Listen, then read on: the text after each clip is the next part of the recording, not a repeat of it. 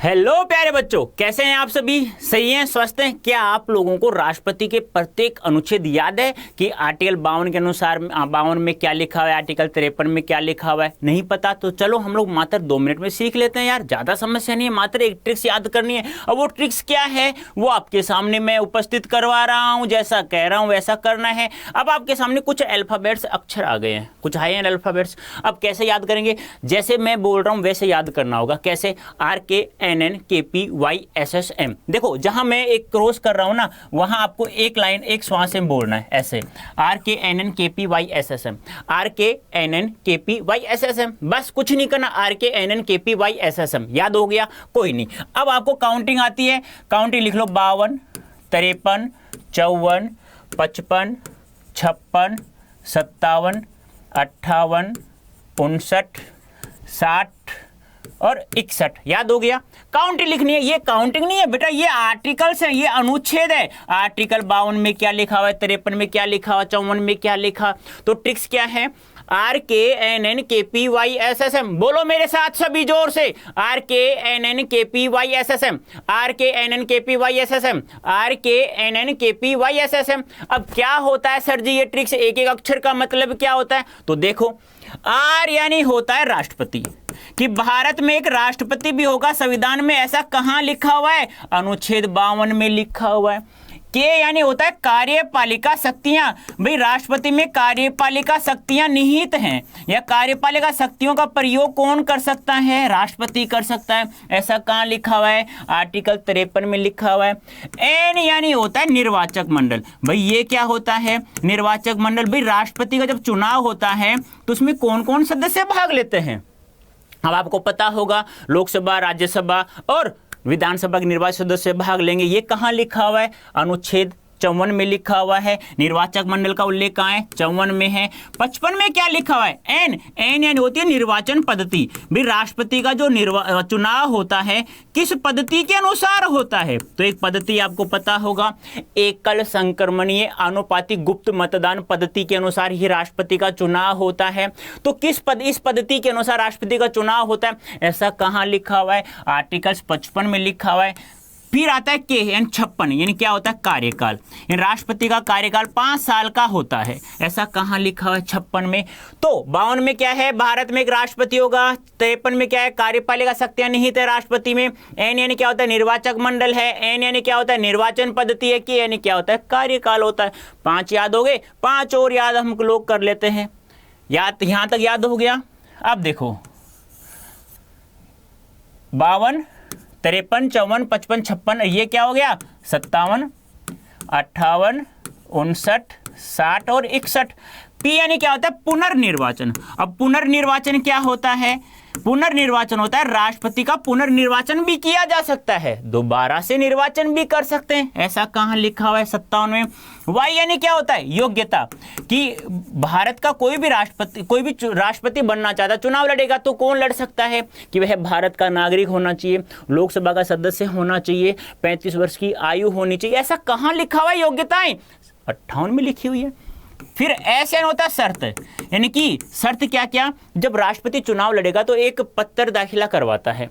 उस पत्र में कौन कौन शर्तें लिखनी आवश्यक है, कौन कौन शर्तें पूर्ण करना आवश्यक राष्ट्रपति को? कि 50 प्रस्तावक और 50 अनुमोदक के हस्ताक्षर होने चाहिए। 15,000 राशि जमा करवाता है, कि कुल मतदान, जितने भी मतदान पड़ते हैं उसका 1/6 यदि राष्ट्रपति चुनाव लड़ने वाला इंसान नहीं प्राप्त करता है तो उस राशि को जब्त कौन कर लेती है? RBI जब्त कर लेती है। ऐसा कहाँ लिखा हुआ है? 59 में लिखा हुआ है। फिर ऐसे यानी होता है शपथ, यानी कि भारत के राष्ट्रपति को शपथ कौन दिलाता है? भाई, सुप्रीम कोर्ट का मुख्य न्यायाधीश दिलाता है। ऐसा कहाँ लिखा हुआ है? ऐसा आर्टिकल 60 में लिखा है। फिर आता है एम यानी 61 महाभियोग प्रक्रिया, यानी क्या है? महाभियोग प्रक्रिया। यह एक अर्ध न्यायिक प्रक्रिया है।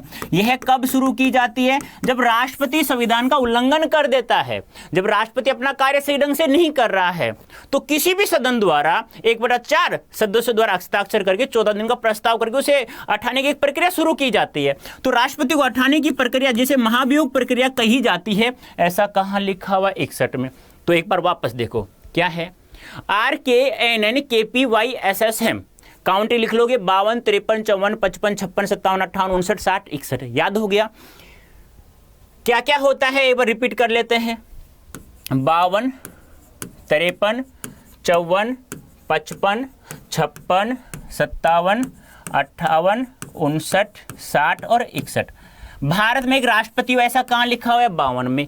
राष्ट्रपति में कार्यपालिका शक्तियां निहित है, कहाँ लिखा हुआ है? 53 में। निर्वाचक मंडल का उल्लेख कहाँ है? 54 में। निर्वाचन पद्धति का उल्लेख कहाँ है? 55 में। राष्ट्रपति का कार्यकाल कहाँ लिखा हुआ है? 56 में। राष्ट्रपति का पुनर्निर्वाचन भी किया जा सकता है, कहाँ लिखा हुआ है? 57 में। राष्ट्रपति से संबंधित योग्यताएं कहाँ लिखी हुई है? 58 में। राष्ट्रपति संबंधित शर्तों का उल्लेख कहाँ किया गया है? 59 में। राष्ट्रपति को शपथ कौन दिलाएगा? 60 में लिखा है। और राष्ट्रपति को हटाने के लिए जो महाभियोग प्रक्रिया, एक अर्धन्यायिक प्रक्रिया है, वो लगाने के लिए, राष्ट्रपति को हटाने के लिए जो प्रक्रिया शुरू की जाती है, कहां लिखी हुई है? आर्टिकल 61 में। अब देखो ये तो हो गया, सीधी सीधी बात याद हो गई। अब कुछ आर्टिकल्स हो रहे हैं राष्ट्रपति से संबंधित। कौन कौन से आर्टिकल्स? एक है हमारा 62, इसमें क्या लिखा हुआ है? नए राष्ट्रपति का चुनाव, यानी कोई भी राष्ट्रपति का चुनाव हो, पद रिक्तता है, राष्ट्रपति का चुनाव करवाना है, तो कहाँ लिखा हुआ है? आर्टिकल 62 में लिखा हुआ है। फिर आता है आर्टिकल 65। अब इसमें क्या लिखा हुआ है कि राष्ट्रपति नहीं है, भाई कहीं विदेश गया हुआ है, अब राष्ट्रपति नहीं है, तब उसके समय कोई इमरजेंसी आ गई कि राष्ट्रपति होना चाहिए। अब राष्ट्रपति संबंधित कार्य कौन करेगा? तो उपराष्ट्रपति को कार्यवाहक राष्ट्रपति के रूप में कार्य करता है। यानी राष्ट्रपति किसी कारणवश नहीं है तो उपराष्ट्रपति को कार्यवाहक राष्ट्रपति के रूप में कार्य करना पड़ता है, या कार्यवाहक राष्ट्रपति बनाया जाता है उपराष्ट्रपति को। कहाँ लिखा हुआ है? आर्टिकल 65 में।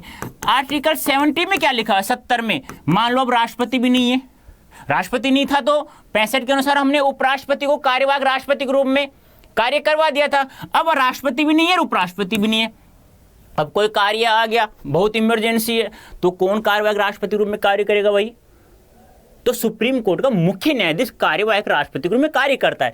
तो आर्टिकल 70 के अनुसार सर्वोच्च न्यायालय का सी है बेटा, सुप्रीम कोर्ट का मुख्य न्यायाधीश कार्यवाहक राष्ट्रपति के रूप में कार्य करता है। ऐसा हुआ है क्या? ऐसा हुआ है 1969 में, जब डॉक्टर जाकिर हुसैन जी की मृत्यु हो गई थी, तो उस समय वीवी गिरी को कार्यवाहक राष्ट्रपति बनाया गया था, लेकिन वीवी गिरी ने क्या दे दिया था? इस्तीफा दे दिया था। अब उस समय डॉक्टर मोहम्मद हिदायतुल्लाह खान साहब मुख्य न्यायाधीश थे, तो उस समय 1969 में पहली बार मोहम्मद हिदायतुल्लाह खान कार्यवाहक राष्ट्रपति के रूप में कार्य किया था। याद हो गया? आगे देखो, फिर है आर्टिकल 71। आर्टिकल 71 में क्या लिखा हुआ है? राष्ट्रपति उपराष्ट्रपति के चुनाव से संबंधित कोई भी विवाद होगा, उसका सुनवाई का एकाधिकार केवल सुप्रीम कोर्ट का है। यानी कि चुनाव विवाद का एकाधिकार किसके पास है? राष्ट्रपति और उपराष्ट्रपति के चुनाव संबंधी सुप्रीम कोर्ट को है। फिर है सबसे महत्वपूर्ण आर्टिकल 72 में क्या लिखा हुआ है? राष्ट्रपति की शक्तियां, यानी राष्ट्रपति के पास कौन कौन सी शक्तियां मौजूद हैं। तो राष्ट्रपति शक्तियों को उल्लेख कहाँ है? 72 में। एक बात ध्यान रखना, मृत्यु दंड मिल जाता है, उसे क्षमा केवल राष्ट्रपति ही कर सकता है और कोई नहीं कर सकता है। तो चुटकियों में राष्ट्रपति संबंधित अनुच्छेद यदि आपको याद हो गए हैं तो सेशन को शेयर करना है, लाइक करना है, और ऐसे ही हमारे साथ जुड़े रहिएगा। नई नई ट्रिक्स लेकर आता रहता हूं मैं आप लोगों के लिए। तो अभी के लिए इतना ही, धन्यवाद, थैंक यू सो मच।